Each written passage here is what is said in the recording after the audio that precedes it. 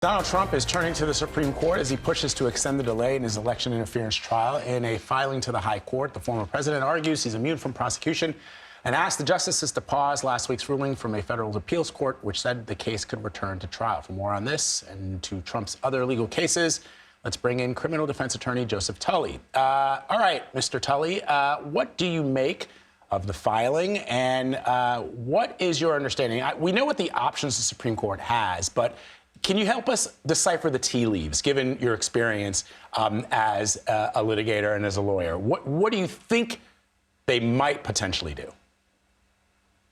Okay, well, thank you. It's a complicated case, as you point out, but really what's happening is that it's going through the normal process. Trump's team brought a claim of immunity, meaning, hey, judge, dismiss this case, because he's immune from any official acts while president.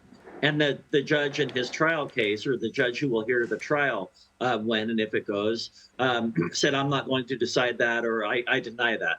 Then Trump's team appealed it, and that's the decision that we have now.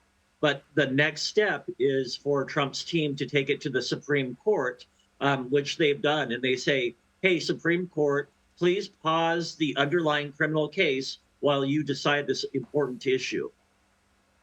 So I want to redirect us to talk about the case in Georgia. Fulton County District Attorney Fani Willis has been subpoenaed, as you know, to testify Thursday about allegations of misconduct related to her personal relationship with a prosecutor in Trump's Georgia election fraud case, a prosecutor that she hired.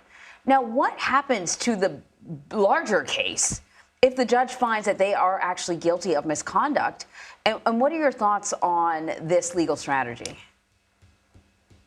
Well, I have to compliment the judge because I think it was risky for the judge to order a hearing. It would have been the easiest thing in the world for him to brush it off and let the appellate court decide. But I think the American people will see an actual hearing. Both sides will get the opportunity to speak, to present evidence, and argue their case.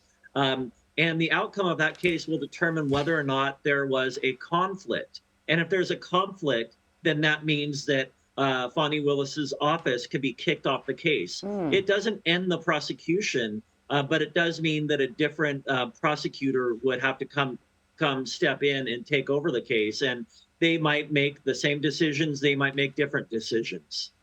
And I guess that means more delays. Correct. Yes. Yes, there's a lot of delays. I think when these cases were filed, everybody was saying how quick and speedy they would go. But really, as I said before, a lot of that is in the defense attorney's hands. There's so many motions that we could do. Really, time is controlled by somebody facing charges. The former president appeared at a closed hearing yesterday regarding the documents that were found at his Mar-a-Lago property. What's the strategy behind him, appearing at voluntary hearings? Well, I think it's optics. He's obviously very busy. For him to take time to appear at these hearings, I think, is strategic. With the decision that came out regarding President Biden and then the prosecutors declining to prosecute, it makes the case against former President Trump appear to be more political. So I think that his attention or his presence at these hearings is designed to draw more attention to that. All right. Joseph Tully, thank you very much. Thank you for having me.